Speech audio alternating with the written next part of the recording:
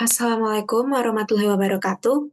Saya Eleonora Ade Victoria dengan NIM 2311538 dari kelas IF1. Pada kesempatan kali ini akan menjelaskan tentang evolusi komputer dari generasi pertama sampai saat ini. Nah, untuk yang pertama, kita akan mulai dari pengertian komputer itu sendiri. Jadi, apa itu komputer? Komputer merupakan perangkat elektronik yang digunakan untuk memproses data. Umumnya digunakan untuk mengolah, menyimpan, dan menampilkan informasi berdasarkan instruksi yang diberikan. Komputer bekerja dengan konsep input, proses, dan output. Nah, lalu untuk komponennya ada apa saja? Komponen komputer sendiri itu terdiri dari yang pertama ada CPU, atau Central Processing Unit, yaitu otak komputer yang bertugas untuk menjalankan instruksi-instruksi program. Yang kedua ada memori atau RAM. Di sini semua data tersimpan sementara saat komputer sedang bekerja. Semakin besar, semakin lancar prosesnya. Yang ketiga ada storage, tempat penyimpanan data permanen. Untuk SSD lebih cepat daripada HDD. Input devices mirip seperti keyboard dan mouse yang memberi instruksi pada komputer. Nah, lalu yang terakhir ada output devices, monitor atau printer yang menampilkan hasil dari proses komputer. Selanjutnya, kita akan langsung ke pengertian evolusi komputer. Evolusi komputer merujuk pada perkembangan dan perubahan yang terjadi pada komputer dari waktu ke waktu, baik dari segi teknologi, kapasitas, maupun fungsionalitas. Proses ini mencakup transformasi dari komputer-komputer awal yang besar dan lambat menjadi mesin yang lebih kecil, lebih cepat, dan lebih efisien juga seperti yang kita gunakan saat ini.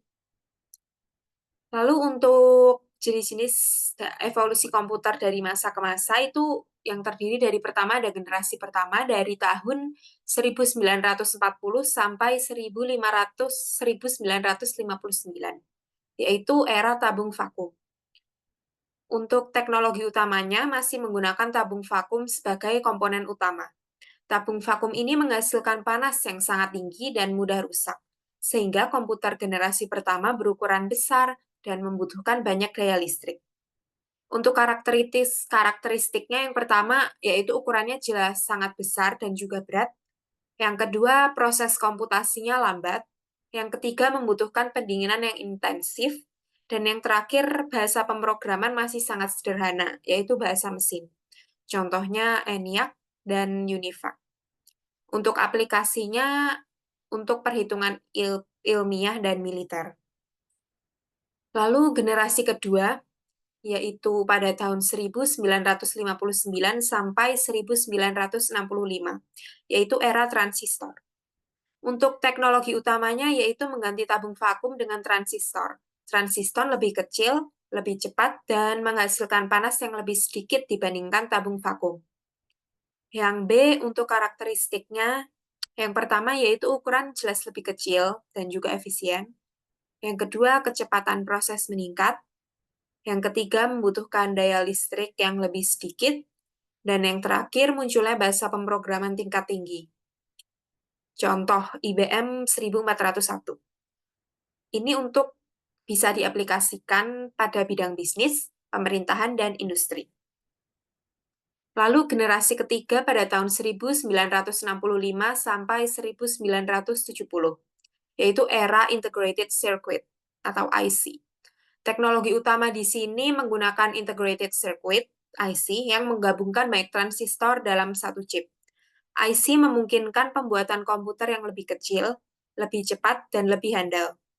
Untuk karakteristiknya, yang pertama ada ukuran lebih kecil dan lebih portable. Yang kedua, kecepatan proses meningkat drastis. Yang ketiga, munculnya sistem operasi multitasking. Contohnya IBM System per 360 atau 360. Lalu untuk aplikasinya itu bisa di berbagai bidang, termasuk sains, bisnis, dan pendidikan. Generasi keempat yaitu 1970 hingga sekarang, yaitu era mikroprosesor. Teknologi utamanya menggunakan mikroprosesor, sebuah IC yang menggabungkan seluruh unit pemrosesan sentral, CPU, ke dalam satu chip. Karakteristiknya yang pertama, ukurannya sangat kecil dan portable. Yang kedua, kecepatan proses sangat tinggi. Yang ketiga, munculnya personal komputer atau PC. Dan yang keempat, perkembangan internet dan jaringan komputer. Contohnya Intel 4004 atau Pentium. Terus untuk aplikasinya bisa diaplikasikan pada hampir semua aspek kehidupan dari rumah tangga hingga industri. Nah, lalu generasi kelimanya yang akan dipastikan dapat terjadi di masa depan yaitu era kecerdasan buatan. Teknologi utamanya fokus pada pengembangan komputer yang mampu meniru kecerdasan manusia, seperti pembelajaran mesin, pemrosesan bahasa alami, dan pengenalan pola.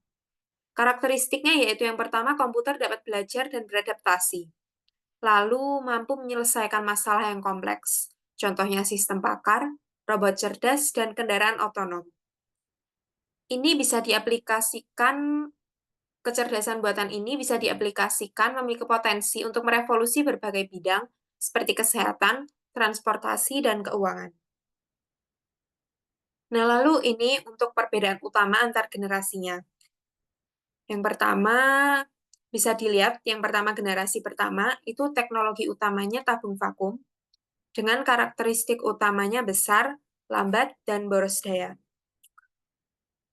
Lalu untuk generasi kedua, teknologi utamanya menggunakan transistor, dan karakteristik utamanya lebih kecil, namun lebih cepat. Lalu generasi ketiga ada IC sebagai teknologi utama atau Integrated Circuit, dengan karakteristik utamanya lebih kecil, lebih cepat, dan multitasking. Generasi keempat, yang mana sekarang, menggunakan mikroprosesor sebagai teknologi utamanya dan memiliki karakteristik utama sangat kecil, sangat cepat, dan PC alias personal computer. Lalu generasi kelima yang sedang dikembangkan untuk di masa depan, teknologi utamanya menggunakan kecerdasan buatan. Karakteristik utamanya dapat belajar, beradaptasi, dan menyelesaikan masalah kompleks. Demikian apa yang dapat saya sampaikan pada kesempatan kali ini. Apabila ada kesalahan, saya mohon maaf. Sekian. Wassalamualaikum warahmatullahi wabarakatuh.